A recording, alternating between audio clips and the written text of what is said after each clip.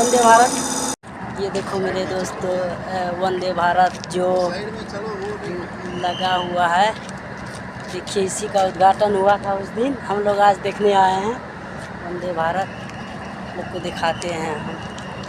ये देखिए वंदे भारत कितना बेहतरीन खूबसूरत है, देख लीजिए भाई। इसी से हम लोग घर जाएंगे 5 महीने बाद।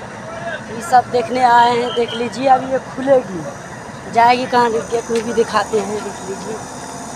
देखिए कैसी है इसका स्क्रीन, देख लीजिए वंदे भारत। देखिए माला वाला सारा लगा हुआ है इसमें भी, देखते हैं। पूरा फुल एसी है, इंजॉय के साथ आप लोग जाइए, कोई परेशानी नहीं है। कश्मीर में है इसी वंदे भारत।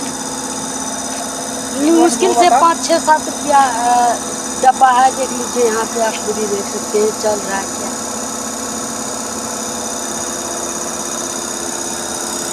वीडियो को आप ज़्यादा से ज़्यादा सभी दोस्तों को शेयर कीजिएगा।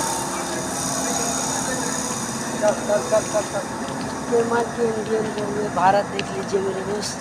अभी सब लोग विचार रही है, एकदम फूल माला सब अभी तक इस पे लगाई हुआ है। इसी को देखने के लिए आए थे। आप लोग वीडियो को ज़्यादा से ज़्यादा शेयर कीजिएगा। हम लोग सब मिल कर के आए थे, देख लीजिए।